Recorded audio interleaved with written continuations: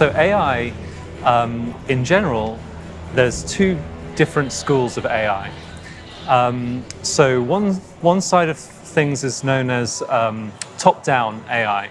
And this is where you program a machine, a computer, with lots of rules and knowledge on how to behave in a way that it makes it appear to be intelligent. So it's making decisions, you're coding how the computer should make those decisions. And then there's another school of AI which is known as bottom-up AI. And this is where you have a general problem and you give the algorithm a bunch of data, and the algorithm learns how to solve that problem from the data. And that's known as bottom-up AI or machine learning. But in both cases, artificial intelligence is using a machine to make decisions or solve tasks that seems intelligent when you look at it from the outside. Yeah, the interesting thing about composing, as opposed to looking at a problem like a mathematical problem, is that there's no one solution that is the best fit solution for a composer's job. If I would like to create music that feels happy, then I have a lot of different ways that I can go about doing that. So what we do instead is we teach the AI about all kinds of different music using a bottom-up approach. And then also we have some top-down systems on top of that, which kind of edit what the bottom-up systems are doing so that we can have more sophisticated behavior from the AI. But essentially we have the same principle as you would have in any other AI application, that we have some data, we have a problem which is we want to create the next musical note or the next chord or the next rhythm, this kind of thing. And then the AI learns how to complete that task in the same way that a child would learn how to play the piano, or a composer would learn, how to write a piece of music for an orchestra. So you have to start by imagining what kind of music you'd like the system to output, because lots of different kinds of music are very, very different in how they work. So let's take classical music, for instance. So we could take the sheet music of a bunch of classical scores, and we could try just feeding all that data to a machine learning algorithm, to a deep neural network, say, and listening to what comes out at the end. Alternatively, we could look at the sheet music and we could analyze what's happening, and we could create metadata that sits on top of the score.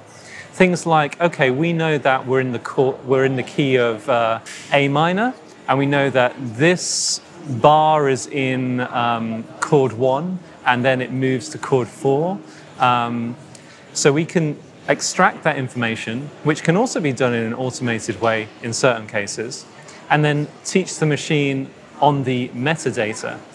So what we have there is a hierarchical system of some higher level concepts, the metadata, and then some lower level concepts like the note-by-note melody, say.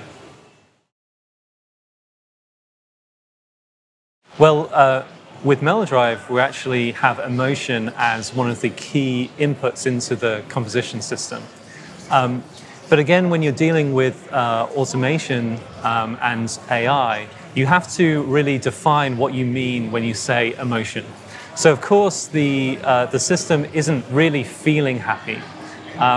However, it understands how to affect the music to, 9 times out of 10, make you feel like it's happy music. And in composition, there's several techniques which are well established and well studied which lead to emotional music. So one of the basic things is happy and sad. Happy is in major key and the sad is in a minor key. There are lots of other more sophisticated music theory techniques that evoke those sorts of emotions. And what our system does is learn a mapping between the emotion and how that should affect the music in that specific style. Rock music, for instance, happy rock music has a different kind of mapping than happy house music or happy ambient music. So yeah, we configure the system and the system learns how the emotion affects the composition itself.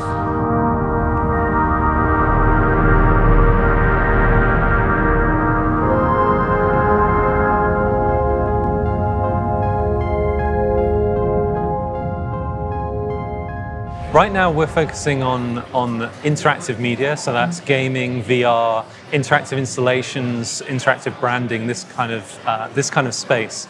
Because for us, that's where AI can make the biggest impact first. With video games, for example, you have these powerful machines running these powerful simulations where players are interacting directly with the world and where the music needs to be tightly synchronized with what the player is doing and what the game is showing them.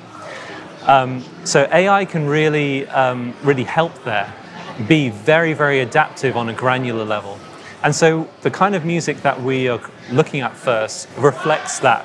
So we look at the trends in gaming and what kind of music is used in video gaming across all the different scales of gaming as well, because different games have different budgets, different game designs require different kind of musical styles.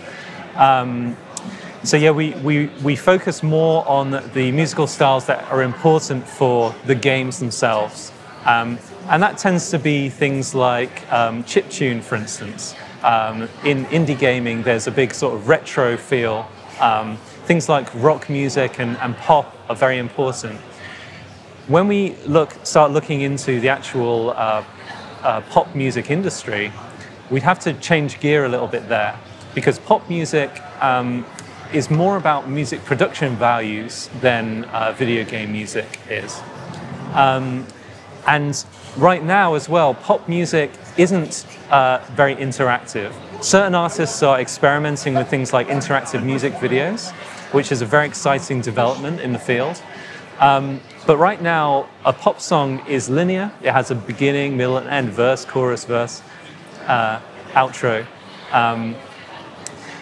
So to get the kind of adaptive benefits of Melodrive, we kind of need to redefine what that music could be, and to inspire pop artists to want to work with that, and also to get around some legal rights issues with how that music by that artist is used in an interactive way by a person in a VR experience, for instance. Well, from what I've seen so far, if you look back over the course of, in fact, if you look back over the course of all of history, when it comes to music making, you can see new tools and new ways to create music that brings together people, brings together these two distinct camps of music. On the one hand, you have the creators of music, the composers, the storytellers. And then on the other hand, you have their audience. You have the people sitting around the campfire in caveman times, or you have the crowds at a giant arena. As technology has progressed throughout the years, those two camps have merged together. And AI is the next step in that merging, whereby the creator and the experiencer can become one and the same person.